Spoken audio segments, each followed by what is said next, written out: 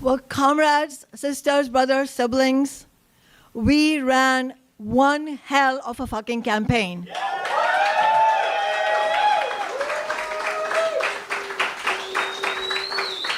And we owe it to the working class of the United States and the world. We owe it to the Palestinian and Lebanese people. And we owe it to the material realities of a fight against capitalism to not leave tonight demoralized. It is very, very important that we are clear that in the long arc of the fight against capitalism, yes, guess what? Yes, there will be setbacks. And all it is a reminder of how uphill this task is. And obviously, we would much rather go into the November election than not go into the November election because it makes a material difference in the fight back. But look at the kind of impact just the primary campaign that we waged had.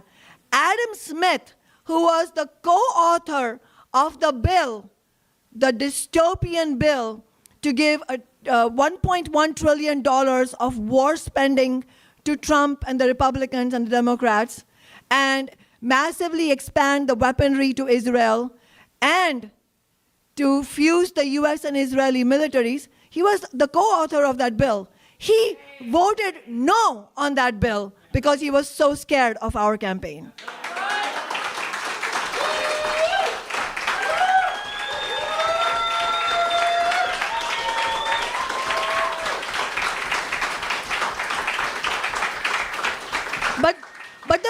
But the fact that that bill passed nonetheless by having just enough Democrats to vote for it in the House, that's a reminder for us why today's setback is only a blip in time.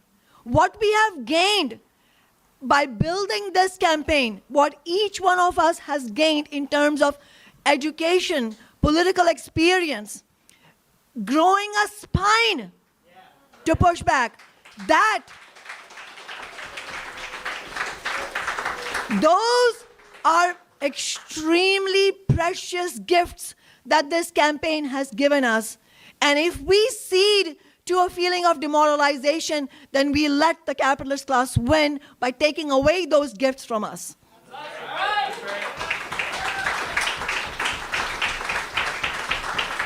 And that bill is a reminder, the fact that they found just enough Democrats. People talk about rotating villain. You've heard of this term, rotating villain. I don't actually agree with that term because the Democratic Party and the Republican parties are thoroughly villainous. What it is a rotating pretend good guy. They have a rotating pretend good guy so that, then Adam Smith can vote no, but then somebody else is going to vote yes, and make sure that everything goes smoothly for them. So all of this is important for us to keep in mind that we have only just begun, and it is also a reflection of the maneuvers that the Democratic and Republican parties carried out in this election. And those of you who have been involved in this campaign know that we have been warning about that from the very beginning. There was never a reason not to run. And we do need to talk about this idea from the DSA leaders and from the labor leaders that you should never run a campaign if there's any chance that you could lose. No, I don't agree, because we define winning and losing slightly differently, and that is a fundamental difference. Of course, we want to win elections. We won all of our elections on the city council. So we know how to win. But we can't only run campaigns that are safe, because that is where the sellout begins. We have to run this type of defiant and radical campaign, even when there is a high likelihood that we won't succeed in going forward. But the reason I'm talking about the maneuvers is that we warned from the very beginning that the Democratic and Republican parties are going to get together. I mean, I was not a fly on the wall in their meetings, so I don't know what discussions were had. I do know what we do know is the outcomes. The outcomes were that even though there were 2 or 3 Republicans that usually run in this race, this time it was only 1 Republican who ran this. They made sure the others dropped out. And they made sure that the other Democrat, Melissa Chaudhry, remained in the race. And she, in fact, said publicly in many of her videos that the state Democratic leaders were telling her to remain in the race. She didn't explain why, but, I mean, how many guesses do we need about why, right? Yeah. And if you add up the percentages, it is clear why. The results tonight show that Melissa Chaudhry has delivered the goods for the Democratic Party. She has done her job. Shame on her. Shame on her. Shame on Melissa Chaudhry for having done this. Because we said from the very beginning, this is not about Kshama Sawant or any individual. This is about the American working class. This is about the Palestinian people.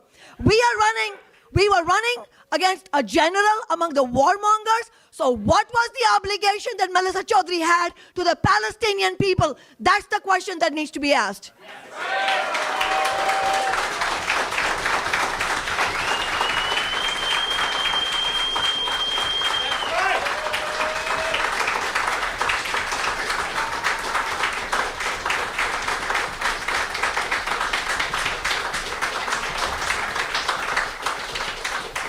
And we should not apologize about being angry on behalf of the working class and the Palestinian people that Melissa Chaudhry played such a decisively rotten role that is now making sure that Adam Smith will win another re-election. As Calvin said, it is very much reminiscent in some ways. It is reminiscent of the role that Elizabeth Warren played in the 2020 Democratic primary, where every other centrist, whatever, openly corporate politician dropped out, but she remained in the race specifically to divide the vote with Bernie Sanders so that Biden could become the nominee. This is not new. We are not naive. We knew these things could happen. But it was still extremely important for us to run this campaign because we have shown that while the leadership of these NGOs, the Democratic Party politicians and operatives and the labor leaders are on the wrong side of history, look at all the people who are on the right side of history, which is really the left side of history.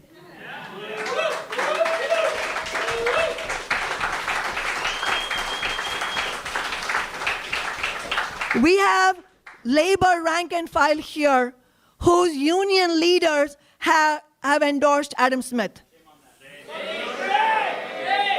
Joe here is a former member of the National Education Association. The leadership of the NEA has endorsed Adam Smith.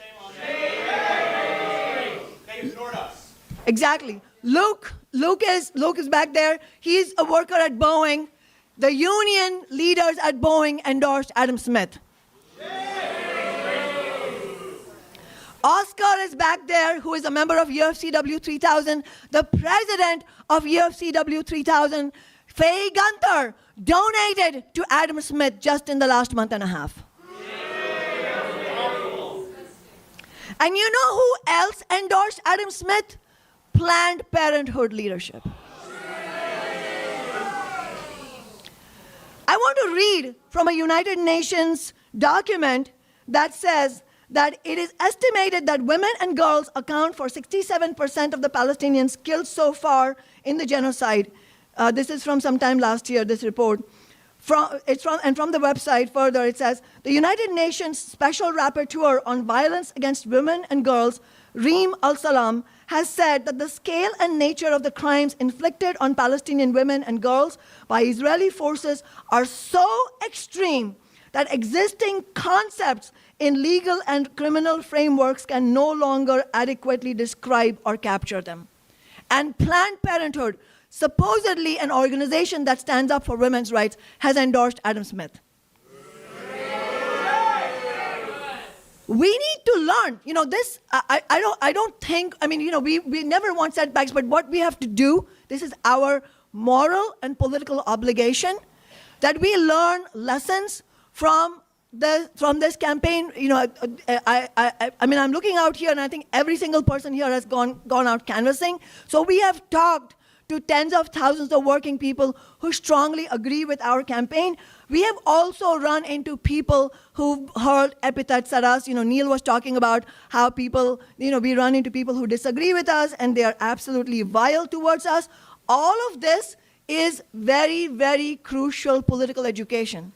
So we are richer. We are so much richer for this campaign. And I hope everybody understands that those are important lessons. Win or lose, we are going to win because we take the struggle of the working class that many steps forward. And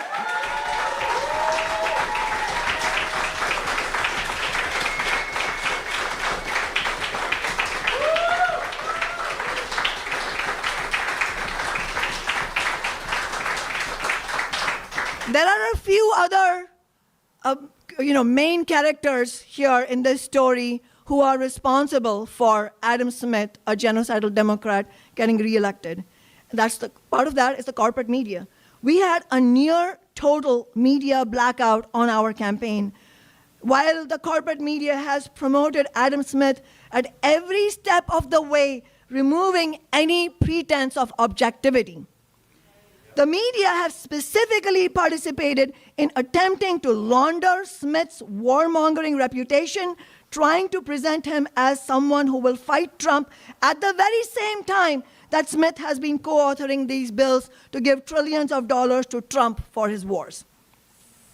There has not even been a public candidate debate in this entire primary election. The only debate, it was not public, but it was, effectively public. The only debate was at the stranger interview, after which they endorsed our campaign. Adam Smith did not even have the guts to show up to that debate. Because he knows that our politics will eviscerate every rotten thing he stands for. And then it's the DSA leadership. The DSA leadership bears a big share of the blame for what has happened.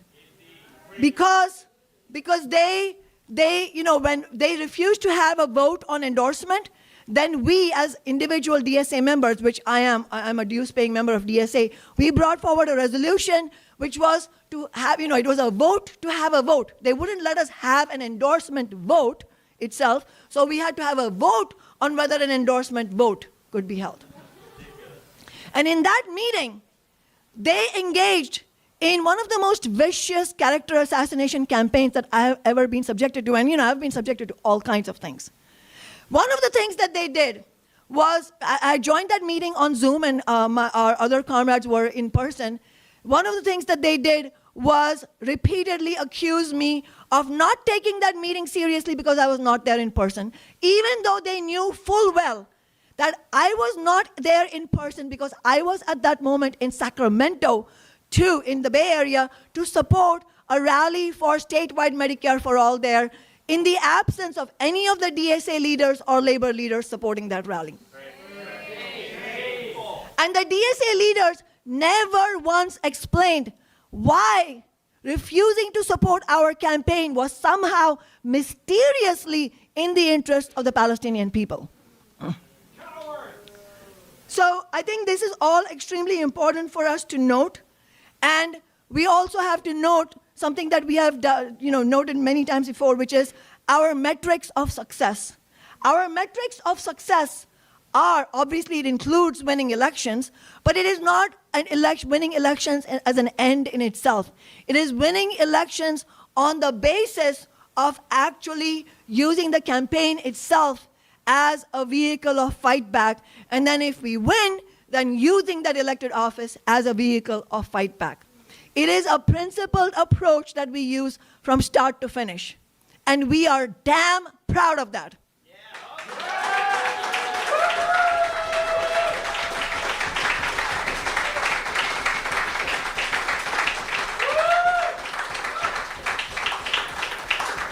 And that's why it was crucial that we ran as an independent again. Because if we heard this all the time, oh, it's just tactical. You run as a Democrat, it's just tactical. It is not a tactical question. It is very much a principled question. Because what is the way that we are pointing forward for the working class when we tell them, oh, the Democratic Party is not on your side, but I'm going to run as a Democrat simply because I want to win an election. It doesn't work. And furthermore, as Calvin pointed out, and this was a very important point that was made this evening, which is that, as a matter of fact, those people who run as a Democratic Party candidates, they don't actually ever intend to fight against the Democratic Party. But it is a lie that they sell us that, hey, your fight back will be better if you come into the Democratic Party. But they don't actually fight against the Democratic Party establishment. So I want to give some examples of what has happened here, which is such a contrast to what we do. We have seen Kathy Hochul, a New York governor. She is, I just want to describe some things about her. She she passed executive orders repeatedly to make it easier for hospital scabs to hire, hospital bosses to hire scabs against the ongoing New York City nurses strike. Zoran Mamdani endorsed Kathy Hochul in the midst of her doing that. Kathy Hochul is also an arch Zionist. This is not new. She has been an arch Zionist for a while. The DSA leaders love to talk about BDS, boycott, divestment, sanction. And they keep asking me, do you support? I want to be loud and clear. Yes, we do. Revolutionary Workers does support boycott, divestment, sanction. We are going to have a discussion in Workers' Strike Back about all of that as well. We support the movement and the tactics around that. But we don't think that they're an end in itself, that we have to build militant mass movements internationally and against capitalism. That is the only way we're going to dismantle the apartheid state of Israel. But the reason I mention BDS is that the DSA leaders talk about this ad nauseum. You know what Kathy Hochul did? You know what kind of Zionist she is? That she literally enforced executive orders to divest, now this is a mouthful, so pay attention, to divest state funds from companies participating in the BDS movement against Israel. Can you believe this? She literally says, this is a quote from her executive order, one of her executive orders, Israel is a critical ally and invaluable economic partner to New York State. We took swift action. This was against Ben & Jerry's ice cream, who's, the company said we are going to participate in BDS. And she forced Unilever, the bigger company that was distributing Ben & Jerry's ice cream in Israel, she forced them to back down. And she says, I'm pleased that Unilever today informed us that they have reached an agreement to continue selling Ben & Jerry's products throughout Israel and the West Bank. So I don't want to hear any more about BDS until you hold your leaders accountable for betrayal of BDS.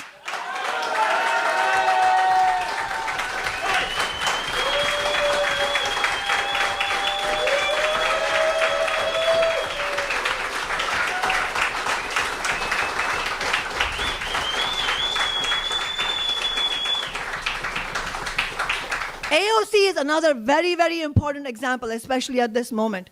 She has been, she was shaky at best and then outright betrayed the Palestinian people by supporting weapons like Iron Dome, David Sling, and Arrow, and so on, supposedly defensive weapons. We have to be very clear, loud and clear. There is no defensive aspect to the apartheid state of Israel. The Israeli state, the apartheid state of Israel, needs to be smashed.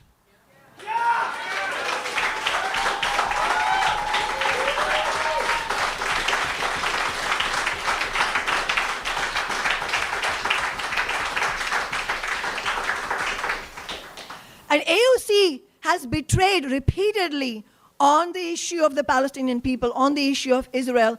In April of this year, the New York City DSA held an interesting meeting. They don't usually hold meetings for endorsement because apparently they're just a given. I'm not sure. I don't want to speak for them. I don't know the details. However, I do know that they did have an online meeting about whether to endorse AOC or not. And in fact, I think 500 members voted against endorsing her, which is a really important development. But at that meeting, she was asked, do you support an arms embargo? And let's be clear what arms embargo means. This is something that our campaign has been calling for. What it means is that not only that there is no military aid through Congress and Pentagon, but also there can't be any buying or selling of weapons of any form. Like it's a total shutdown. It's a very, very powerful demand, and it's a must. It is a must for if we are going to even get anywhere close to actually dismantling the occupation and the apartheid state. And so at that meeting, she was asked, do you support embargo? And she said, yes, I do support embargo. And she won the endorsement. The very next day, she had a tweet that walked it back entirely. And she walked two things back. She walked back the embargo. She also walked back the idea that, that she had agreed to in the endorsement meeting that, yes, Iron Dome is not defensive. But then she goes back in her tweet. You can read all this. I'm not making this up. You can find the quotes. She said, that these do play a defensive role, but then they can buy it, which means, she's going back on embargo. So, and yet, right now, what are we seeing? We're seeing articles from DSA leaders and DSA adjacent leaders, whatever, saying, please, AOC, run for president. Please, AOC, run for president. And we are told that we are being spoiled sports or we are being narcissistic. I just heard this, that I'm being narcissistic because I have criticisms of these DSA leaders. And we are told that, oh, but look at how much better she is than Chuck Schumer, or, the logic of that kind. Well, we can't, we're not playing games here. Our lives are in deep crisis. We're not playing games here, and so we cannot accept this framing that, well, AOC is better than Chuck Schumer, so we should be happy with that. We're not going to be happy with that because it doesn't deliver the material results that we want to see. For all the squad members and progressive Democrats that have been elected, the national minimum wage is still $7.25 an hour. So now, we are not going to engage in this fantasy game which allows a few people at the top to make their careers, but sells out all the tens of millions of people down the river. And so we have to keep building our organizations, and that is why Worker Strike Back is so crucial, because yes, there will be situations where it will be a reminder that it's not just about an election campaign. And I want to be clear, win or lose, our election campaigns are always in service of the working class, and and that is why we don't agree with these questions that have been thrown at us. Why don't you build coalitions with the Republicans and the Democrats and the billionaires? Don't you appreciate that we got a rent freeze in New York? And I want to again be clear. Yes, we celebrate every gain that the working class can win anywhere across the world as a victory for the working class. But it's a question of having the right analysis. Those gains are not being won in New York because some DSA leaders, including the mayor, are sweet-talking the billionaires. That's not why those gains are being won. Those gains are being won is because Wall Street is shit scared of the mood of revolt in society right now.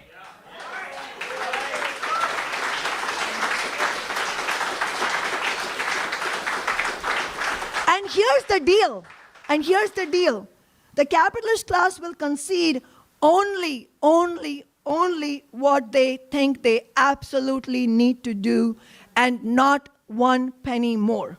So if we are going to talk about reforms, there is a reason, and not revolution, which we do want to talk about, but if you want to talk about reforms, there is a reason why the scale of reforms that we won through our Revolutionary City Council office in Seattle is orders of magnitude higher than anything any of these the progressive Democrats have won. We won the nation's highest minimum wage, but not just in Seattle. We won substantial minimum wage increases and just wage increases overall for tens of millions of workers nationally. This is, so imagine the scale. It's on the scale of probably a few $100 billion of wealth transfer from the bosses to the workers. It is huge. And even in the state of Missouri, which voted for Trump in 2024, the ballot initiatives that were passed were actually pro-union and for a higher minimum wage. In fact, a $15 minimum wage that year in 2024. So in other words, what happened in 2024 while the Democrats were selling the working class that is facing a cost of living crisis and the Palestinian people who are facing the genocide. While the Democrats were selling all of us out, our minimum wage victory in Seattle was still winning even in 2024.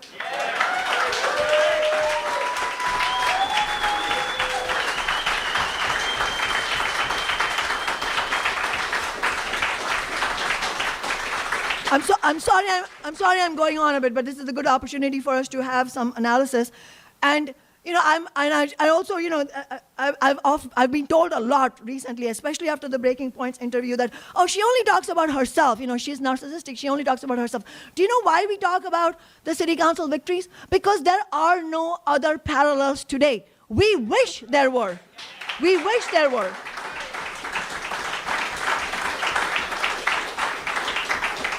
We don't want intellectual property on it. We didn't invent these ideas. I didn't invent these ideas. These are ideas of Marxism. These are ideas of militant fight back. And some of the reporters would ask me, in the early years on the city council, after we won the $15 minimum wage, well, in 5 years from now, where would you like to be? And they always frame the question as, where do you want to be for your career? But that's never the framing for us, because we're not building individual careers here. So my answer to that always was, if in 5 years' time, we are still talking about our victories here and we don't have other victories to point to, then that will be a tragedy for the working class. And unfortunately, now we are 12 years since then, and we are still talking about that because there isn't anything else yet. But we didn't invent these, and we don't talk about these out of narcissism. We talk about them because that is what the working class needs.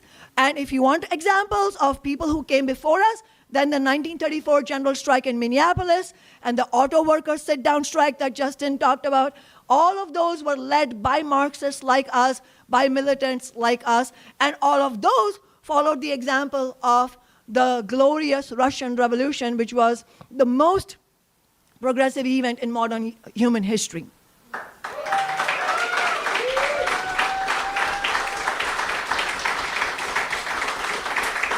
And so to those to all those gatekeepers who say, she only talks about herself, my response to them is, well, give us something else to talk about, and we'll talk about that.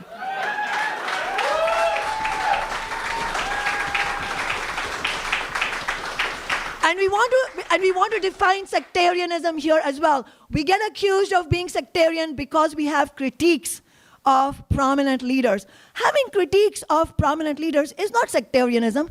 That is our duty. We have to point out things. And if we are wrong, we have to admit we are wrong. But it is part of our job to clarify what is going on, because when there are betrayals of the working class, we have to stand up for the working class. All of this is very important. And so that the way we define sectarianism is putting the interests of your narrow group or your petty differences inside the left ahead of the interests of the working class. That is why, if you observe what we have done through Workers' Strike Back and Revolutionary Workers, it is a decisively non-sectarian approach, meaning at every moment, I'm not saying we're infallible, but at every moment, our conscious framing is what is in the interest of the working class at this moment. And that is our North Star. That is always what guides us forward. And that is why it is in the interest of the working class that we point out the betrayals, even if we individually have to swallow insults and have brickbats thrown at us. Because that's what we signed up for. This was never going to be a cozy ride. We're fighting against capitalism, for fuck's sake.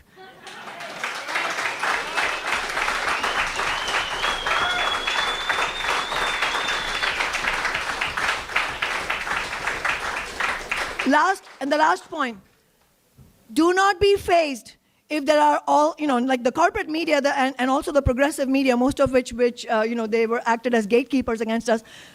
Some of them might spring into action to write our political obituaries. But you know how many times they have written our political obituaries? Emily, we've lost count, right? We've lost count. So don't worry about that shit. They're going to do their shit. Let them do their shit. We'll build Workers' Strike Back.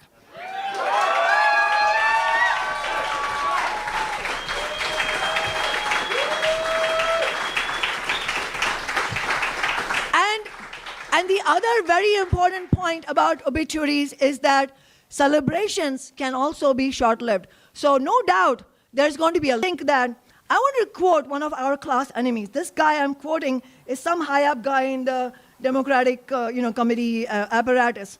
He said, he was asked, what does the Democratic establishment think about all of this DSA uprising inside the party? And he said, every movement becomes the establishment at some point. A lot of the elected officials who are in office now were once part of a movement. This happens every 20, 30 years in the Democratic Party. It's not a bug, it's a feature of our two-party politics. I mean,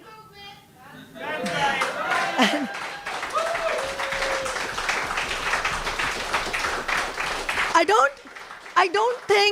don't think this guy intended to be honest as far as working people are concerned, but it is a truthful statement that this is how the capitalist system and the institutions of capitalism work.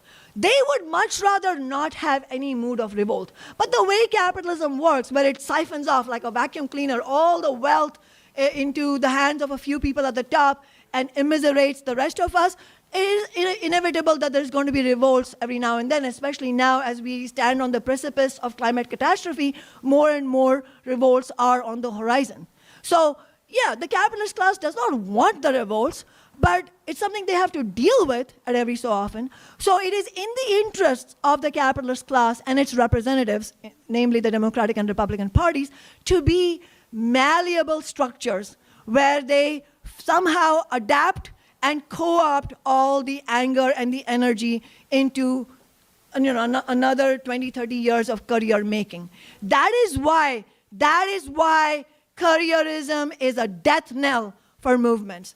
Anybody goes out to have a career, shun them, shake them like bad news, because that is what they're going to do, that they're going to sell out. And we see this process unfolding with AOC and many others. We have to beware of that, and we have to insist, no matter how much they try to lampoon us or criticize us or character assassinate us, we have to stand firmly on the ground of building revolutionary militant movements, because nothing short of that can be done at this moment, because otherwise we are literally facing the prospect of the planet's annihilation. Solidarity.